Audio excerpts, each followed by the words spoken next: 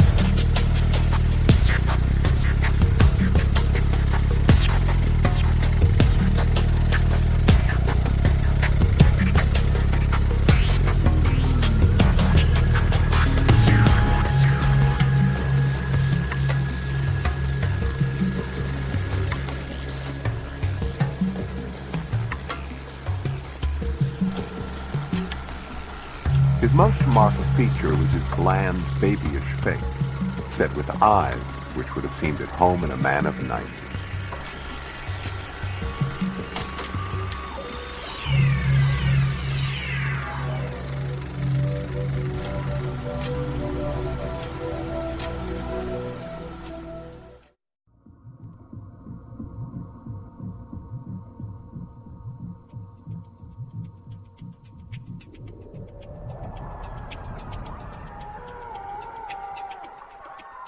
The developing organism is using his life energy, digesting bone and tissue.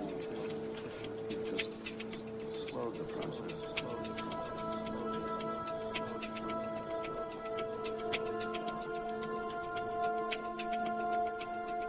None of his thinkings were in earth symbols. Simple English he had freshly learned to speak, less easily than a Hindu used it to trade with a Turk. Smith used English as one might use a code book with tedious and imperfect translation.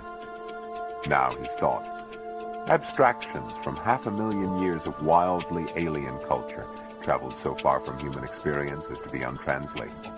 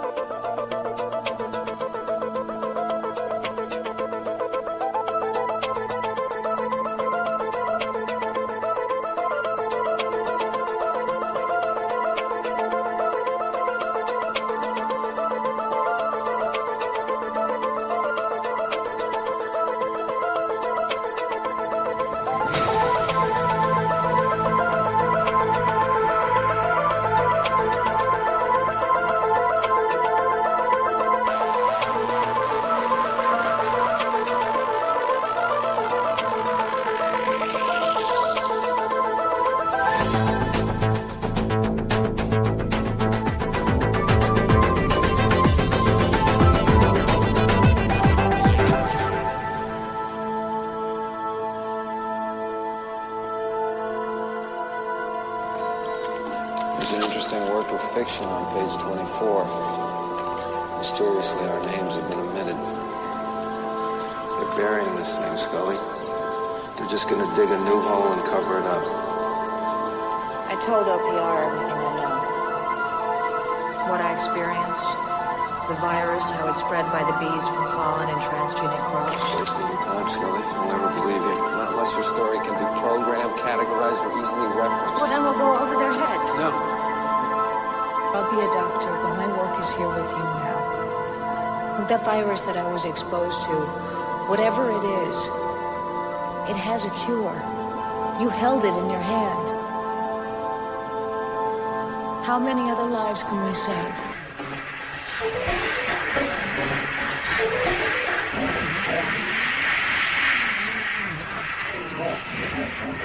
No doubt they are in our skies. Been there for some time. I'm already way past the point of common sense here. These men have been secretly negotiating a planned Armageddon. And you have conclusive evidence of this? Yes.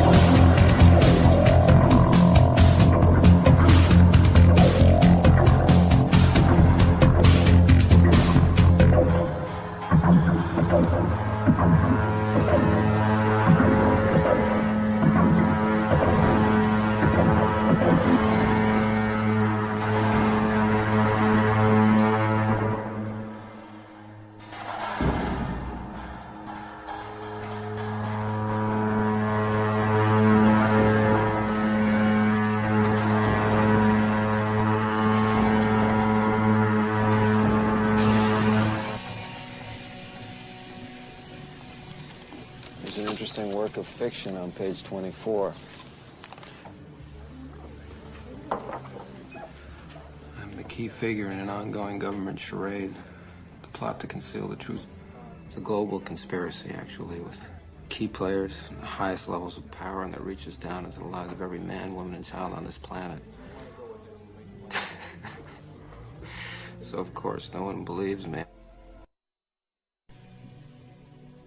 By our laws, Smith is a sovereign nation and sole owner of the planet Mars.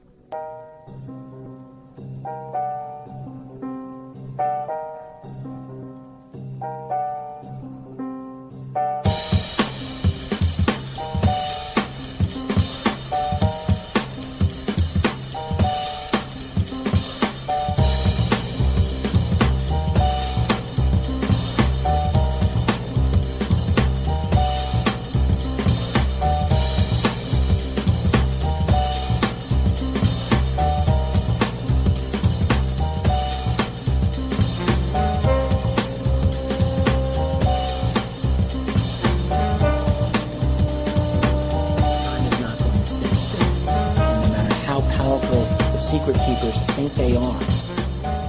They only have so much time before this whole thing turns on.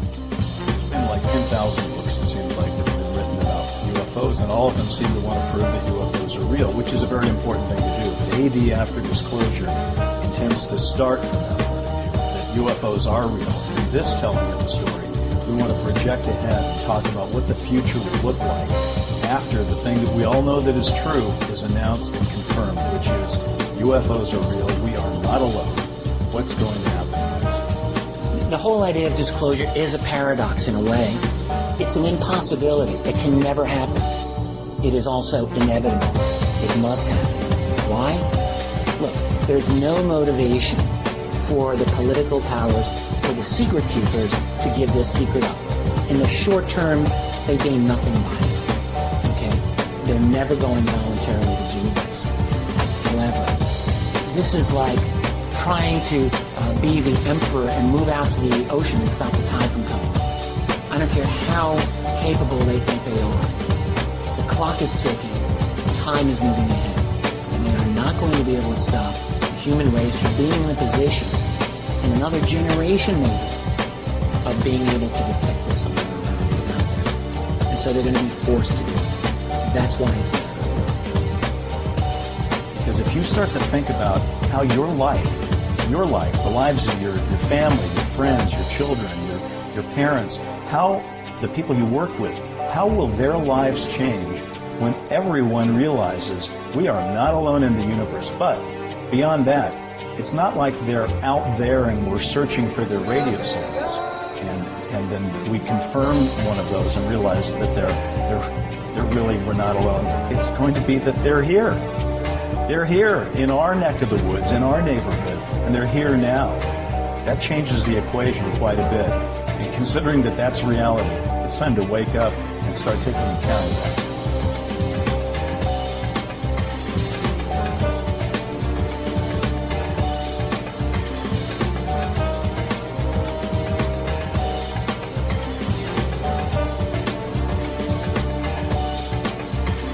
One of the things people forget is we are not standing still here. A mere 100 years ago, we had a society of horses pulling cars. We go from that to radios, cars, airplanes, atomic bombs, computers, guided missiles, artificially intelligent computers. We're moving into a world of nanotech, advanced biotech, interpersonal communications that are going off the charts. What is our world going to look like in 10 years, in 20 years, in 50 years? Do we honestly think we're going to be looking exactly the same as we do today? No. There are other people, other beings, other intelligences that have been observing us for a long time. That evidence is overwhelming. They are aware that we are about to leap into their world. We've got two things going on. We got a private kind of disclosure where it's how does it affect me as a person? Do I go to work? Do I not go to work? Right. But then, just as it always has been, the people exist at one level, and then the powers, even though they've been disclosed, are still going to be fighting about documents. They're still going to be fighting about the rules, the laws, the interpretations. Exactly. And that, I don't think you can... I mean, I don't know. I don't think you can think that's going to work itself out in a decade. It won't work out in a decade. Right. It's going to be a battle royale. Yes, it is. And nothing is determined here. Just like nothing is determined in the global battle right now, as I see it, between people power and centralized control. Disclosure will probably have the same dramatic impact as 9/11, the Kennedy assassination, Pearl Harbor, all rolled into one, because it's such a game-changing, life-altering event, and it's going to come in a shock, really shock and awe. It's like a lightning bolt when people first realize that this thing that they suspected is now confirmed. And at that point, people are going to begin to behave in a very human way. To learn that there's alien life or the life of others out there makes people reach into their own humanity. And for some people, it will be their finest day, and for some people, it simply won't.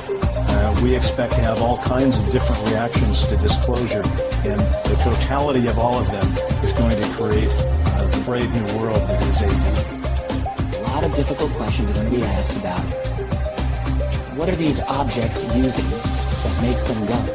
Whatever it is, it's not high-octane gasoline. There's a source of energy that allows a craft silently to hover indefinitely and take off instantaneously. That alone is going to revolutionize our society. There's not a single institution that won't be affected by disclosure. But like all game-changing events, there's going to be winners and there's going to be losers. Interestingly enough, some of the losers will also turn out to survive just fine. I'll give you a good example. The media clearly will have missed this story for decades and decades, and yet, when it comes time to cover disclosure, they'll do an amazing pivot where they begin to cover their own mistakes and project toward the future. And because we, the consuming public, will be very hungry to learn more about what the world's going to be like, we'll follow breathlessly everything that the media says. So even though there will be a loser because they missed the story, there'll be a winner because there's no one else left to cover. The advent of this phenomenon is the most difficult conundrum that the powers that be could ever possibly face. What do you do if you're the president and you're confronted with information that says not only is this phenomenon real, but it appears to be that there are very advanced intelligences behind it, and moreover, Mr. President, we have acquired some of their technology. That's a heck of a secret to maintain, and it isn't necessarily something you want to tell the world about. It is something you may want to study, you may want to review, decide what can be made out of it, and how bad the public panic might be, and so forth. The problem with secrets is that they develop their own momentum, their own profitability. And after 60 plus years now, these guys really have no idea about how to disable themselves from this secret. The truth of the matter when it comes to analyzing who the others are and how we will respond to that is that the people who actually know the most right now have not been talking for 7 decades.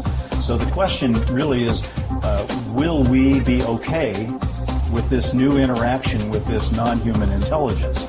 The one thing we can tell you is just based on history, they have not landed on the White House lawn. They've not blown up Congress. They haven't done any of those kind of science fiction kind of events that one could say are War of the Worlds kind of events. It's unlikely that because we disclose that we're onto their game, that they're going to do that. There's going to be a blowback that is beyond belief. 60 plus years of institutionalized lying, deception by our political leaders, by the media, which has worked hand in glove with them. This is not going to be clean, it's going to be messy. And how bad that goes is not something that I can really see with my own crystal ball. But I remain an optimist. Part of it is a crazy faith in this idea called truth. And that's something that I can't really justify to you, but I believe in the power and in the value of truth. And I do believe that we as a species are going to prove mature enough when we wake up to the fact that our world is totally different than what we thought. We will find a way to deal with it. In that sense, I'm a strong optimist for the future of our species, our civilization. All of us who have been taking part in AD after disclosure passionately believe that this is an idea whose time has come. Not only is it going to be happening in reality, but it's important for us not to simply try to say we have the answers, here it is for you to think about. We want you to think about it and to think about the answers with us. AD After Disclosure as a television series, as a book, as an iBook, in any of its possible choices for being expressed to people, is meant to involve people in thinking about this future, because it's not a science fiction future, it's a science fact future. It's going to happen. It's probably going to happen in the lifetime of anybody who is watching this right now. And if that's the case, it is time to pay attention and to treat it for real, because you know what? It is real.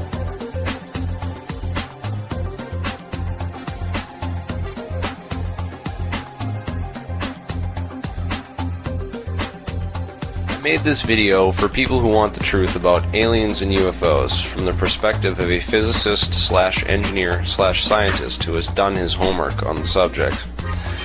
We'll start with some history, alright? On July 8, 1947, the Roswell Army Airfield issued a press release stating that personnel from the field's 509th Bomb Group had recovered a crashed flying disc from a ranch near Roswell, New Mexico. The next day, the story changed to a weather balloon, and the government and media have been working together to bury the story ever since.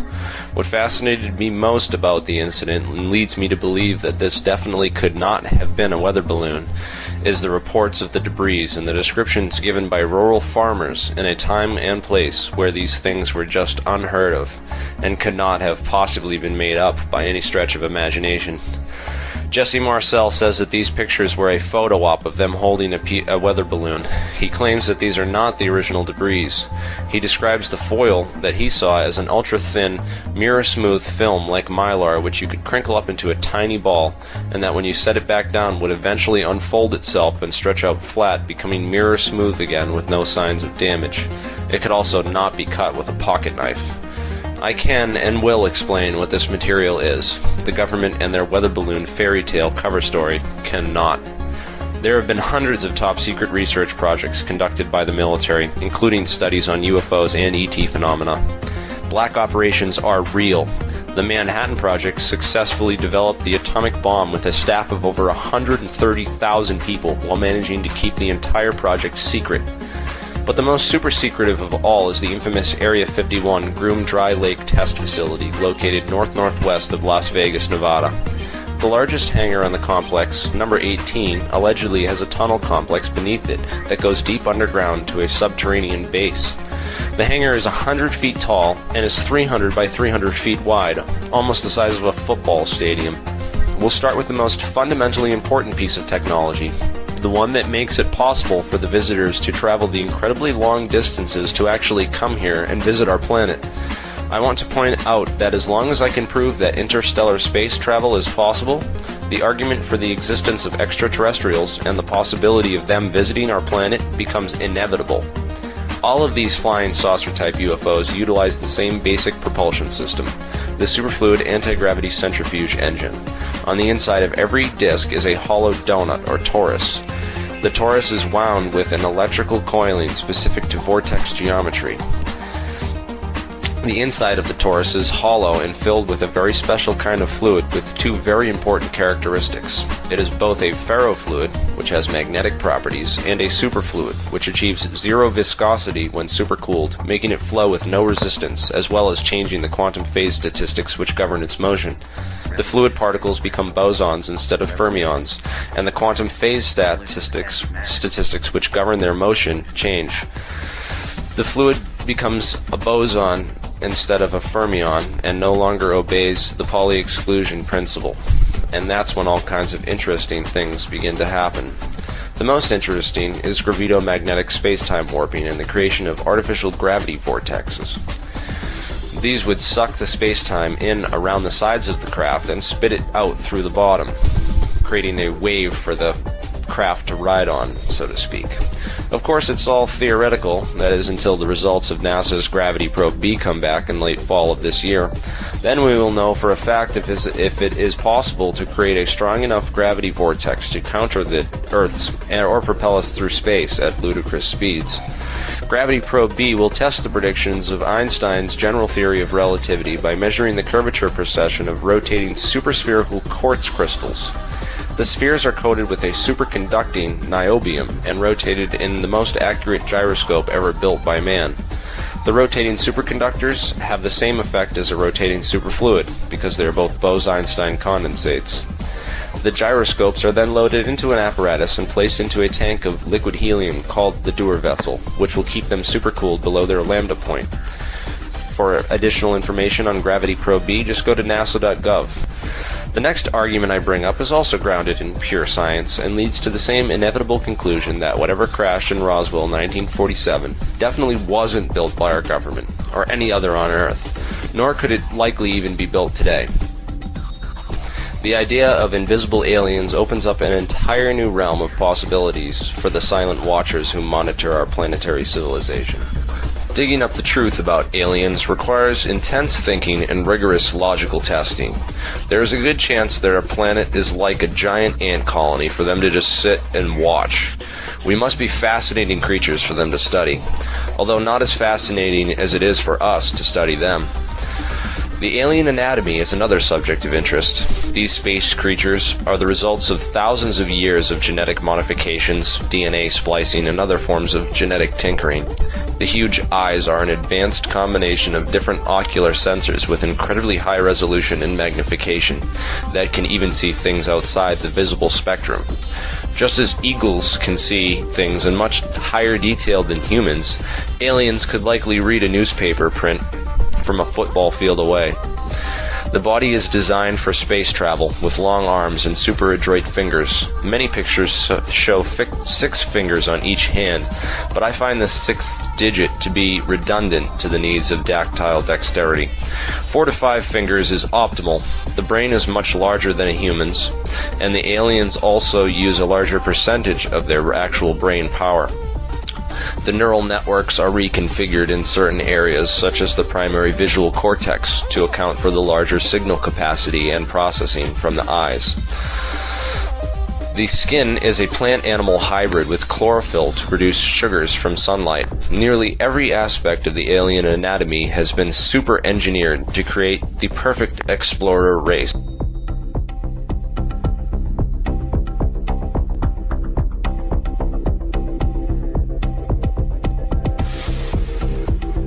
I am a senior scientist from Lockheed Martin. I have been a senior research engineer for Howard Hughes, Texas Instruments. Nevertheless, we've been working for some time now in order to determine where the next energy levels are going to come from. Now by that I mean we aren't talking about wind or solar or even atomic. We have other formats of energy that we've theoretically proven that are available. Not only that, but there have been significant developments, and many times the things that we look at and call UFOs are really some of the developments that we've been involved with. So are these some of the UFOs we're seeing you believe are ours, the United States military? Well, Area 51 is literally where the majority of the things that we call the Black Program were developed, and many times sightings would occur directly associated with them. So you had a number of sightings, and then that prompted you to go to Area 51. A lot of people are doing nothing more than getting huge quantities of mass and see if they can get a gravity wave to cause things to move. Well, that isn't what we're talking about at all. so I wondered if gravity could be related to its cousin magnetism. Mass gravity is not. You can alter it. Well, gravity within itself has to have. Gravity goes through anything that is solid and anything like iron or anything else. But it has to have a magnetic component, which may be canceling out within itself. But as soon as it got around my rock, it all of a sudden recognized the presence of my rock. One of Einstein's students tried to merge electromagnetism and gravity, and he rejected it. But he didn't have an experiment like you did. No, I understand. I know that. Yeah. But see, nature never uses English. It doesn't speak. It doesn't speak any language. But yet it's talking to us all the time. Right. And the key thing is to identify what it's saying. Does Lockheed Martin, or does anybody possess working anti-gravity technology right now? Or are we still trying to understand how these ET craft are working?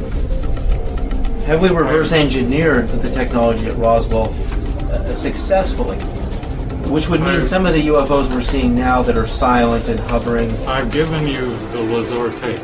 And that's as far as I can talk. Okay. That's good. It's only because I got the Lazar tapes from a White World forum. Right. And but you can't say anymore. Well, people kept encroaching on Area 51.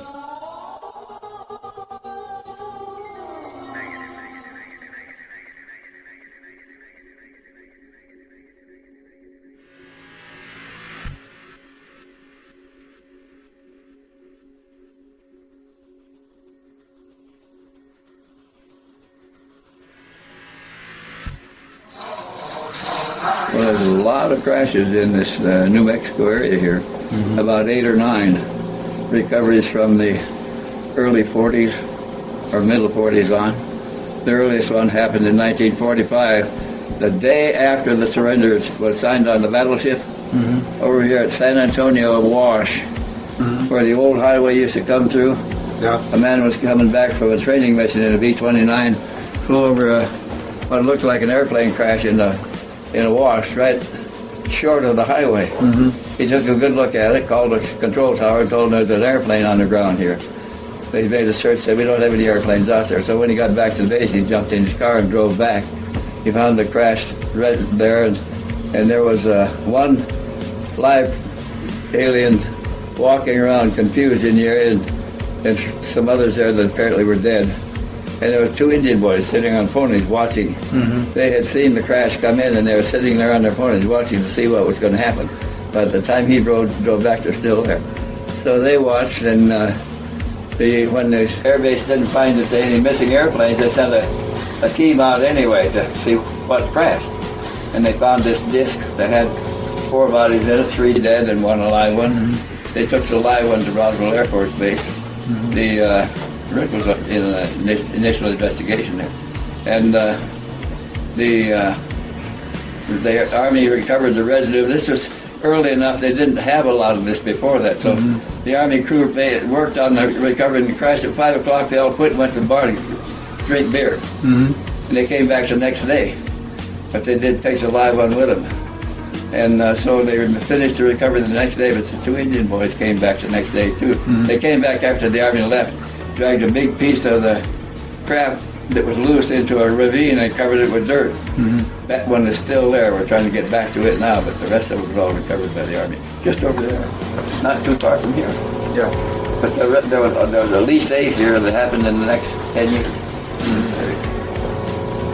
There was that one. There was one that came down 7 2/10 miles south by southwest of Sapporo.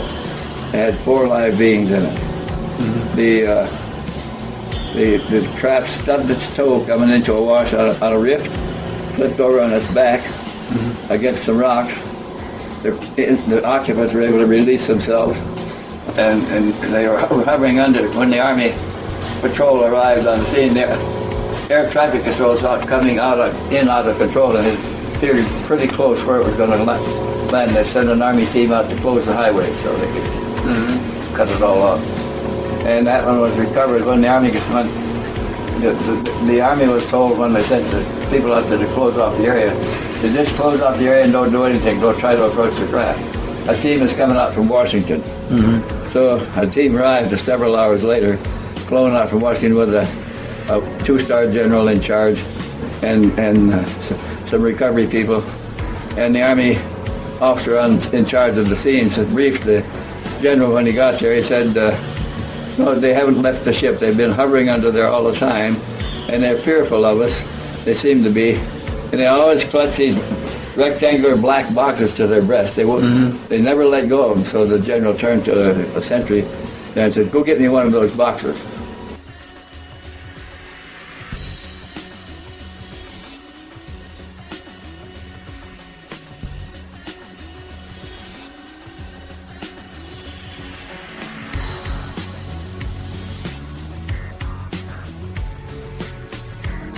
I would say there's at least 20 to 30 different groups of societies.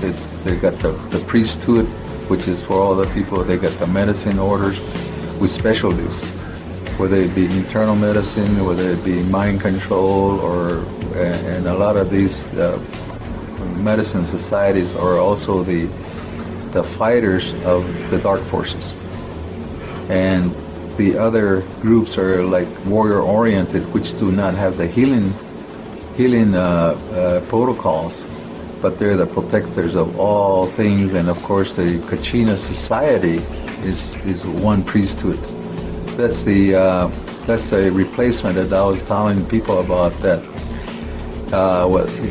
it's a representative of the space beings that used to come to Zuni for ceremony. They used to entertain them. They used to bring them gifts. They used to bring them to make sure that they're following the orders that were given by the Creator. And they come from different star systems, and each Kachina represents a certain star system or a different galaxy or whatever. So when they have a mixed dance like they have at Hopi or Zuni, they got different types of Kachinas. They represent from the representative of their planet or their galaxy or whoever or whatever. And so this is the systems that we have been practicing for years. They're actually here. The star beings are here, but we represent them because in the old days, the people would get mesmerized or maybe they get abducted and say they would leave, and the population start going down. So the star people and the people of the earth, they had a truce. How we still have to come over here, but how are we gonna do that? Said, well, we'll make masks to look like you guys. That way, you are still here in your dimensions, higher dimensions. We become you. And that's what their songs are all about. Whether it's in Hopi or whether it's over here. And they're very, very specific about who they are. So when you go into the Kiva in the old days when we used to have Kiva, they used to go there and they disappeared. Like they disappeared for when they tell the kids, well, where's Dad? He said, well, he's out there on a trip or whatever. And they become those, and they're right there with them. And they're right there. They become them. And they're singing the songs that they used to sing a long time ago. They do the bearing of gifts and the songs, and then it becomes so beautiful. It's harmonizing, it's balancing of the mind, body, universe, whatever. And this is why it's very difficult to explain to people, especially the outsiders. Please have respect for us because it's also a healing ceremony.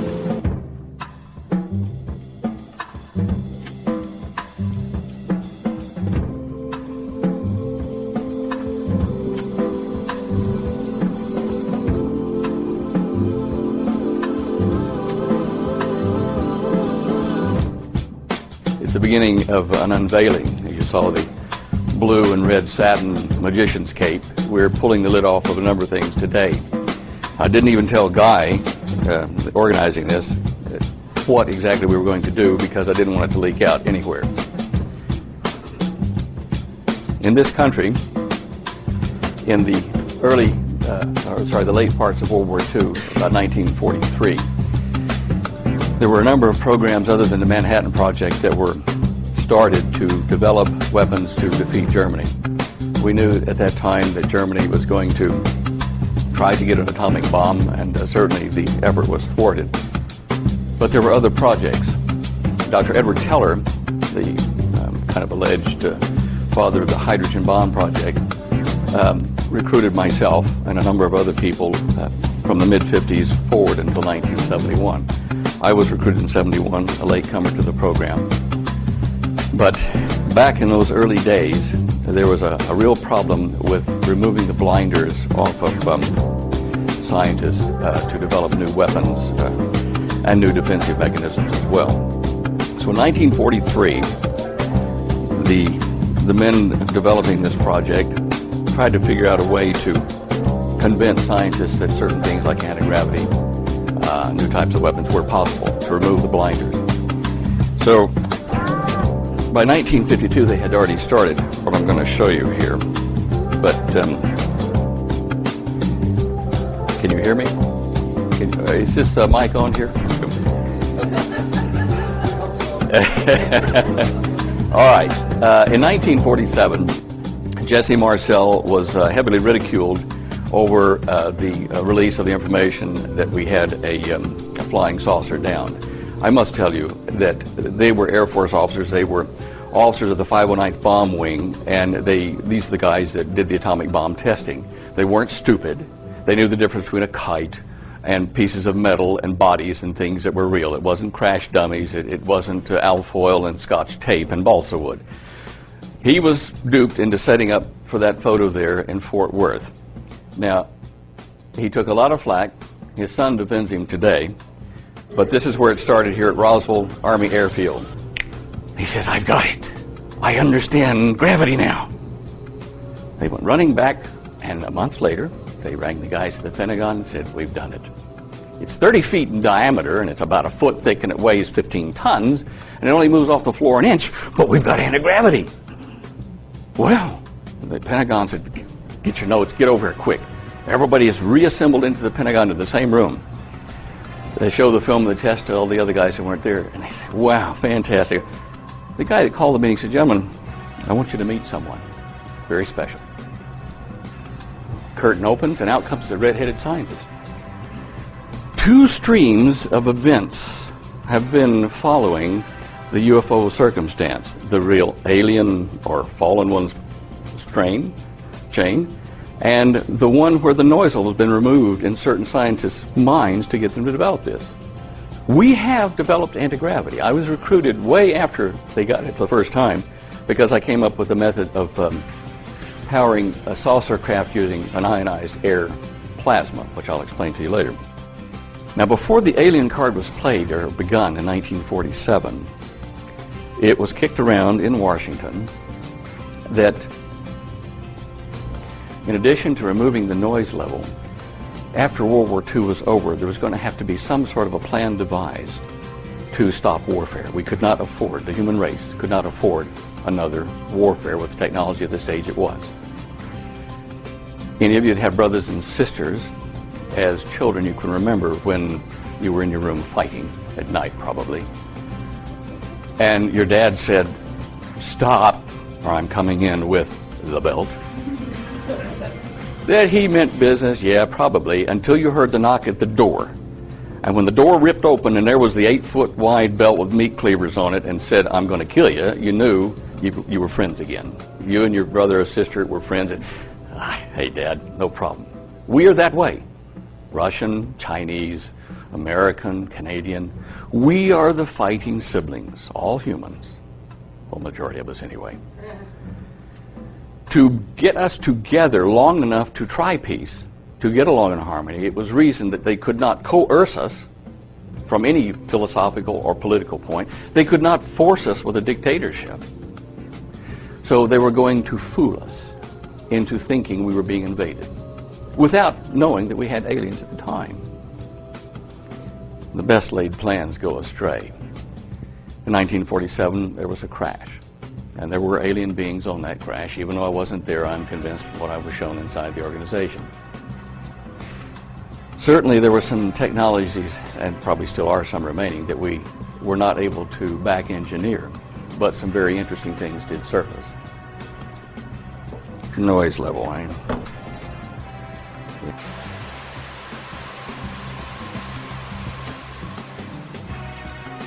Sorry, no private messages. What do you mean private? I could send it to the whole world. I wish you could, but this is Air Force information. We'll have to wait for authority to let you file a story. Well, you've got your authority in the Constitution of the United States.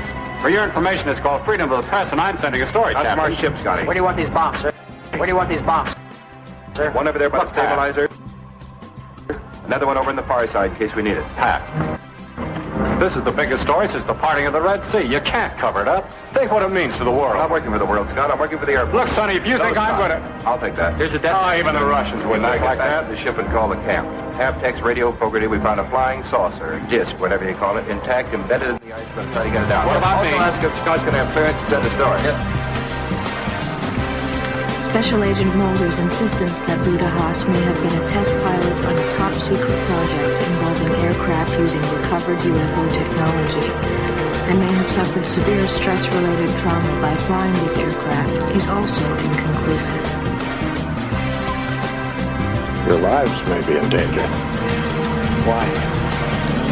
You've seen things that weren't to be seen. Care and discretion are now imperative. I saw something. As I said, I can provide you with information, but only so long as it's in my best interest to do so. What is your interest? The truth. I did see something. But it's gone. They took it from me. They erased it. You have to tell me what it was. The military UFO?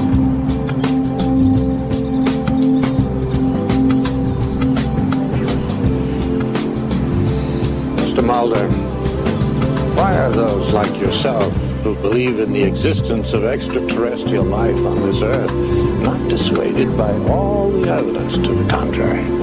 Because all the evidence to the contrary is not entirely dissuasive. Precisely. They're here, aren't they? Mr. Mulder, they've been here for a long, long time.